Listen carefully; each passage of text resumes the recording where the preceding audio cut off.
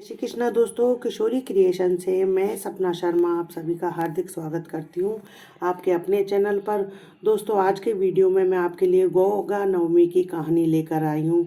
सांपों के देवता गोगा जी राजस्थान के लोक देवता हैं, तो सांपों का देवता भी कहा जाता है। आइए जानते हैं गोगा नवमी की कथा। सांपों के देवता गोगा जी राजस्थान के लोक देवता हैं, जिन्हें जहारवीर, गोगा राणा और गोगा देव महाराज के नाम से भी जाना जाता है। राजस्थान के हनुमानगढ़ जिले में गोगा मेड़ी नामक एक शहर है। यहाँ पर राखी के दूसरे दिन से भादों की नौमी तक जो है गोगा जी का मेला लगता है। इसमें हिंदू और मुसलमान दोनों आते हैं। दोनों ही गोगा जी को बड़े ही प्रेम से पूजते हैं। गुजरात में रावारी जाति के लोग गोगा जी को गोगा महाराज के नाम से बुलाते हैं। हिंदू तो इन्हें गोगा वीर के नाम से पूजते हैं और मुसलमान उन्हें पीर के नाम से पूजते हैं। मुसलमानों के ये 5 पीरों में से प्रमुख हैं। देव जो है गुरु गोरखनाथ के परम शिष्य थे। उनका जन्म विक्रम संवत 1003 में हुआ था। सिद्ध और गोगा देव के जन्म स्थान राजस्थान के चूरू जिले के ददड़ेवा में स्थित है, जहाँ पर सभी और संप्रदाय के लोग माथा टेकने के लिए दूर दूर से आते हैं। गोगा जी का जन्म राजस्थान के ददरेवा चौहान वंश के राजपूत शासक जयवर सिंह की पत्नी बाछल के गर्भ से गुरु गोरखनाथ के वरदान से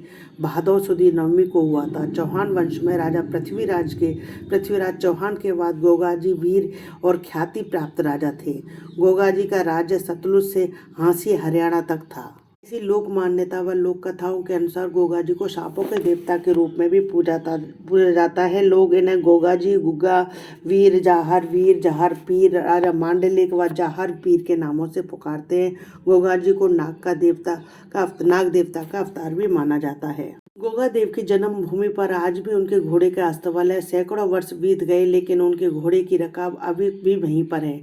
उनके जन्म स्थान पर गुरु गोरखनाथ का आश्रम भी है और वहीं है गोगा देव के घोड़े की सवार मूर्ति। भक्तजन इस स्थान पर कीर्तन करते हुए आते हैं और जन्म स्थान पर बने मंदिर पर माथा टेककर मन्नत मांगते हैं। आज भी सांप के काटने से मुक्ति के लिए गोगा जी की पूजा की जाती है। गोगा जी के प्रतीक के रूप में पत्थर या लकड़ी पर सांप की मूर्ति बनाई जाती है। मान्यता है कि यदि किसी के घर में सांप निकल जाए तो गोगा जी को कच्चे दूध का छींटा लगा देते हैं, जिससे सर्प बिना हानि पहुंचाए चला जाता है। जिस घर में गोगा जी की पूजा होती है उस घर के लोगों को सर्प नहीं काटता है। गोगा जी पूरे परिवार की रक्षा करते हैं। हनुमानगढ़ जिले में नौहर उपखंड में स्थित गोगा जी का पावन धाम गोगा मेड़ी स्थित गोगा जी का समाधि स्थल जन्म स्थान से लगभग 80 किमी की दूरी पर स्थित है, जो सांप्रदायिक सद्भाव का अनूठा प्रतीक है। जहां एक हिंदू व एक मुस्लिम पुजारी खड़े रहते हैं। पुजारी जो है एक साथ मिलकर के पूजा करते हैं। गोरख टीला स्थित गुरु गोरखनाथ के धूने पर शीश नवाकर भक्तजन मनोतियां मांगते हैं। विद्वानों व इतिहासकारों ने गोगा जी के जीवन को शौर्य, धर्म, पराक्रम व उच्च जीवन आदर्शों का प्रतीक माना है। नवमी की पूजन विधि के बारे में जानते हैं। स्नान करके साफ और स्वच्छ वस्त्र पहनकर गीली मिट्टी से गोगा जी की मूर्ति बनाएं अथवा बाजार से बनी बनाई मूर्ति या प्रतिमा ले आएं। कोई चित्र ले आएं। महाराज को रोली, चावल, वस्त्र अर्पित करके भोग लगाएं। खीर, चूरमा, लापसी का भोग लगाया जाता है। सभी चीजें घर की बनी होनी चाहिए। गोगा नवमी के दिन घोड़े की पूजा का भी विशेष महत्व माना गया है और गोगा जी महाराज के घोड़े को दाल का भोग लगाया जाता है। रक्षाबंधन के दिन जो बहनें राखियां अपने भाई के बांधती है, उन्हें गोगा नवमी के दिन ही गोगा जी महाराज को अर्पित किया जाता है। भाई राखियां खोल के जो है गोगा जी को चढ़ा देते हैं। ऐसा माना जाता है जी महाराज की पूजा जो है विधि विधान से करते हैं तो उनकी सांपों से रक्षा होती है। जानते हैं गोगा पीर की कथा, गोगा नवमी की कथा। ऐसा कहा जाता है कि राजस्थान के महापुरुष गोगा जी का जन्म गुरु गोरखनाथ के वरदान से हुआ था। गोगा जी की मां बाछल देवी निसंतान थी।